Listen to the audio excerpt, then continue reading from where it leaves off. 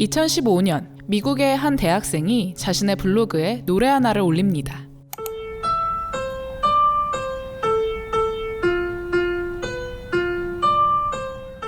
단조롭고 어딘가 이상한 노래. 그런데 이 노래는 금세 큰 화제를 모았는데요. 사실 이 노래는 600년 전부터 숨겨졌던 한 악보에 있는 음악이었기 때문이죠. 더 신기한 점은 이 악보가 일반적인 종이 위에 그려진 악보가 아니라는 것이었습니다.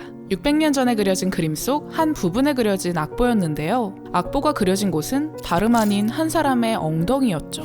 하반신만 나온 사람의 엉덩이에 한 악보가 그려져 있고 마치 악마와 괴물을 묘사한 듯한 형상들이 그 악보를 쳐다보고 있는데요. 사실 이 장면은 한 거대한 그림의 일부입니다. 세상에서 가장 기괴한 그림으로 손꼽히는 이 작품, 히에로니무스 보스의 세속적인 쾌락의 동산이죠. 이 작품은 사실 수수께끼로 가득 차 있습니다. 어딘가 난해하고 또 기괴하죠.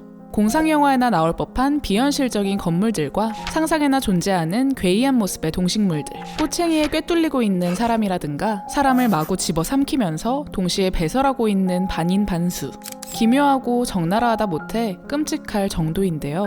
사실 이 그림을 그린 화가 역시 미스테리에 휩싸여 있습니다. 작품과 작가에 대한 자료가 거의 없기 때문이죠. 히에로니무스 보스, 그가 언제 태어났는지, 누구에게 그림을 배웠고 누구와 교류했는지 무엇 하나 명확하게 알려진 바가 없는데요. 그의 작품도 마찬가지죠. 그의 그림에는 날짜를 기록한 흔적도 없습니다. 몇 작품을 빼고는 서명도 하지 않았죠. 때문에 당시 사람들이 그의 그림을 베껴 그리기도 했습니다. 이 때문에 그의 작품은 자주 진위 논쟁이 있어 왔는데요. 현재 그의 그림으로 확실히 인정받은 작품은 고작 25점 뿐입니다. 이 그림은 그의 작품으로 인정받은 몇 안 되는 작품 중 하나입니다. 이 작품은 세속적인 쾌락의 동산이라 불리지만 사실 진짜 제목은 아무도 모릅니다. 지금의 제목은 후대 사람들이 작품을 보고 붙인 이름이죠. 보스가 사망한 이듬해에 작성된 한 문서에는 이 그림을 딸기나무라고 적어놓은 기록이 발견되기도 했습니다. 실제로 그림 속에는 기괴한 모습을 한 딸기가 여러 번 등장하기도 하는데요. 하지만 이 이름도 당시 사람들이 붙인 이름으로 보입니다. 보스가 그림을 그리던 당시에는 작품에 이름을 붙이는 게 흔하지 않던 시기입니다. 작품에 이름을 붙이기 시작한 건 근대에 들어 미술관과 갤러리가 생기고 작품을 구분할 필요가 생기면서부터였죠. 때문에 이 작품의 진짜 이름은 미궁 속에 빠져 있습니다. 세속적인 쾌락의 정원은 1500년 정도에 그려진 작품인데요. 그림이 그려진 당시에는 이탈리아 피렌체를 중심으로 레오나르도 다빈치, 미켈란젤로 등 르네상스를 대표하는 화가들이 활동하던 때였죠. 르네상스 시대 사람들은 눈에 보이지 않는 신을 믿기보다 눈으로 볼 수 있는 인간의 이성과 과학을 믿었습니다. 때문에 예술작품에서도 치밀하게 계산된 아름다움이 중요했죠. 하지만 그의 작품에서는 그런 아름다움을 찾아볼 수 없는데요. 그가 네덜란드의 작은 마을에서 태어나 평생을 그곳에서 살았기 때문이죠. 피렌체를 중심으로 예술의 대가들 손에서 르네상스가 꼽히고 있을 때 멀리 떨어진 네덜란드에서는 조금 다른 르네상스가 펼쳐졌죠. 찬란했던 그리스 로마 시대의 부활을 꿈꾼 이탈리아 르네상스와는 달리 아주 현실적인 그림들이 그려졌는데요. 눈에 보이는 세상을 있는 그대로 사실적으로 묘사했습니다. 보스의 그림 또한 그런 영향을 많이 받았죠. 신화 속 존재들처럼 미화되거나 아름답게 그리는 것이 아니라 세밀하면서 일상에서 볼 수 있는 소재들을 그림 속에 담았습니다. 때문에 그의 그림은 현실에 없을 것 같으면서도 아주 일상적인 요소들로 가득 차 있죠. 이 거대한 그림 속에는 허투루 그려진 건 하나도 없었습니다. 기괴하게 커다란 딸기와 두 남녀의 머리를 가린 부엉이, 수녀복을 입은 돼지와 사람들이 매달린 악기, 보스는 이러한 요소 하나하나의 의미를 담았습니다. 이렇게 그림 속 각종 요소에 의미를 넣는 것을 알레고리라고 하는데요. 다른과 말하기가 더해진 말로 무언가를 직접적으로 표현하는 것이 아니라 다른 것에 비유해서 암시적으로 표현하는 방법입니다. 이미지를 통해 상징과 비유를 담는 것으로 알레고리는 그림을 더욱 미스테리하게 만들죠. 당시 북유럽 르네상스 화가들은 독창적이고 복잡한 알레고리를 그림에 담아 현실 사회와 타락한 교회를 비판했는데요. 세속적인 쾌락의 정원 역시 그중 하나였습니다.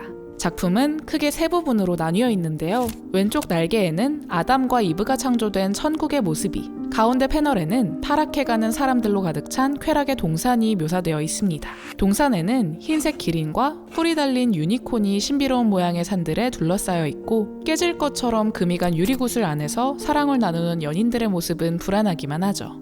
오른쪽 날개에는 쾌락의 끝이 어디인지를 말해주는데요. 여러 끔찍한 방법의 형벌과 고통이 가득한 지옥의 모습이 담겨 있죠. 이 작품은 당시 유행하던 패널화로 접었다 폈다 할 수 있는 특징을 가지고 있습니다. 이 작품의 날개를 모두 닫으면 미스테리한 또 하나의 그림이 등장하는데요. 거대한 구가 그려진 모습이죠. 그림 상단에는 이런 글귀가 적혀 있습니다. 그가 말씀하시자 이루어졌고 그가 명령하시자 생겨났기 때문이네. 그림 속 거대한 구 안에는 물과 땅이 나뉘어 있습니다. 하늘의 궁창은 짙은 구름으로 덮여 있고 초목이 핀 땅에는 아직 인간이나 생물이 존재하지 않죠. 이는 천지창조의 광경으로 보입니다. 신이 빛과 물을 만든 후 바다와 땅을 나눈 셋째 날의 모습이죠. 내부의 화려하고 복잡한 모습과는 대조되는데요. 외부의 모습은 신이 세상을 창조하는 장면을, 내부는 그 창조된 세상 속 사람들의 군상을 그리고 있습니다. 그림 왼쪽 상단에는 조그만 형상이 눈에 띄는데요. 말씀책을 들고 있는 신의 형상이죠. 신은 자신이 창조한 세상을 바라보며 안타까워하고 있는데요. 이는 안쪽 그림처럼 쾌락에 빠져 지내는 인간들을 보고 안타까워하는 모습을 나타낸다 볼 수 있습니다.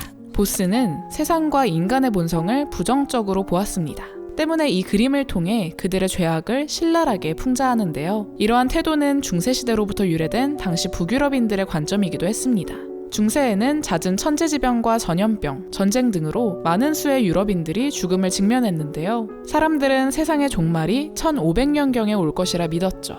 언제 어떻게 찾아올지 모를 죽음을 신의 심판이라 생각했습니다. 그의 그림 속 세상은 곧 심판이 오지 않으면 안 될 것처럼 죄악과 폭력이 난무하는 무섭고 추악한 곳이었는데요. 현실에서는 볼 수 없는 기괴한 암석들과 이상한 동물들, 그리고 거대한 과일과 꽃, 반인반수의 생물들을 등장시켜 타락한 지상의 낙원을 만들어냈죠. 이 작품 속에는 당시 북유럽 예술가들이 생각하던 종말에 대한 생각과 현실에 대한 비판이 고스란히 담겨져 있습니다. 심리학자 칼 구스타프 융은 그를 기괴함의 거장, 무의식의 발견자라 극찬하기도 했는데요. 그의 기괴하고 환상적인 그림은 20세기 초현실주의 운동에 큰 영향을 주었죠. 초현실주의 화가들은 현실에 존재하지 않는 무의식과 꿈의 세계로 표현하기 시작합니다. 과연 이성이 믿을 만한 것인가?